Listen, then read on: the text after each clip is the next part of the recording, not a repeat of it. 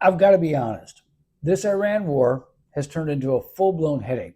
It's dragged on far longer than anyone expected, certainly longer than I expected. With the force we came in with, I figured Iran would get the message immediately.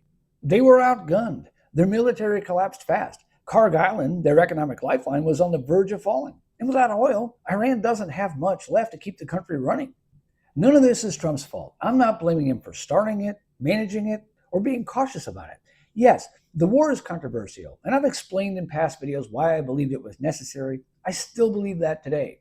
I'll link those videos in the description if you want to revisit them. The bottom line is simple. Iran was a threat, and despite everything we've done, they remain a threat. Their refusal to end the war only makes that clearer. Who broke the ceasefire? Iran says we did, yet they're still attacking vessels in the Strait. Whether those attacks come directly from the regime or from one of Iran's many rogue military factions doesn't change the reality. It's happening, and we have to respond. More importantly, Iran has to respond. Their leadership needs to get control of the commanders making independent decisions on the front lines. Now, maybe they can't control them. Maybe their military structure and the damage we've inflicted has weakened the regime's authority. But if Iran wants this war to end, the path forward has already been laid out clearly. Trump says he's done with them. What does that mean? It means we may end up doing the one thing we tried to avoid from the start, finishing the job completely. Forget peace talks. We may be reaching the point where the only option left is decisive action. And whatever fallout that creates for Iran or the Middle East, that's the cost. It's a tough call, but how long are we supposed to let this drag on? Part of the problem is that we're not dealing with rational actors. Iran's regime is driven by religious ideology and deeply rooted beliefs that cloud judgment.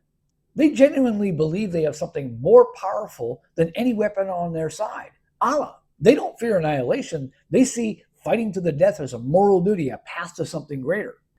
And that's what makes this conflict so difficult to end, and it needs to. Because when a war with Iran drags on, it doesn't just affect Iran and the United States, it shakes the entire region. You've got countries already walking the political tightrope. Some quietly depend on U.S. protection, others quietly lean on Iranian influence, and most of them are terrified of being pulled into the crossfire. The truth is, for every neighboring country in the Middle East, nobody really knows where this goes next, or what next even looks like. Take the Strait of Hormuz, take Karg Island.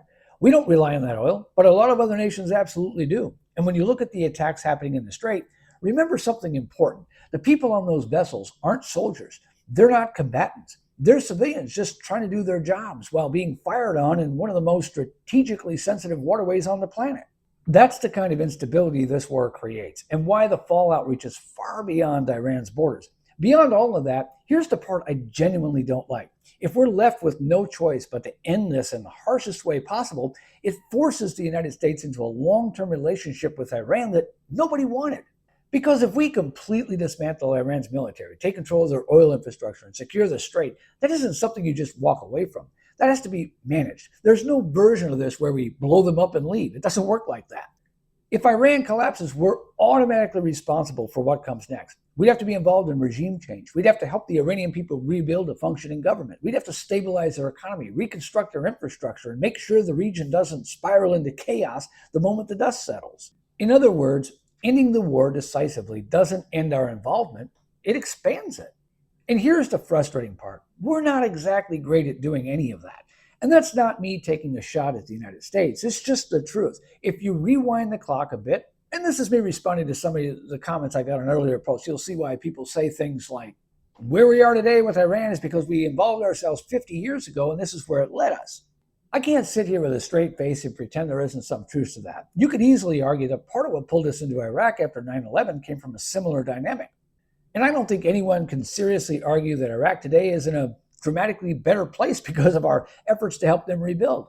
So all of that is to say, this is complicated. It's become more complicated, and it gets frustratingly more complicated the longer this drags on. The more Iran pushes back, the more the U.S. is forced to respond, and the deeper we get pulled into the aftermath. And of course, it's a double-edged sword. We could have done nothing, let Iran build a nuclear weapon, and dealt with the consequences later. That would have created a mess down the road, but even the action we took to avoid that outcome has created a different mess we now have to deal with. Like I said, the whole thing gives me a headache. I think it gives a lot of people a headache. I support what we're doing, and I understand why we have to do it. But I also know where the blame falls. It falls on Iran.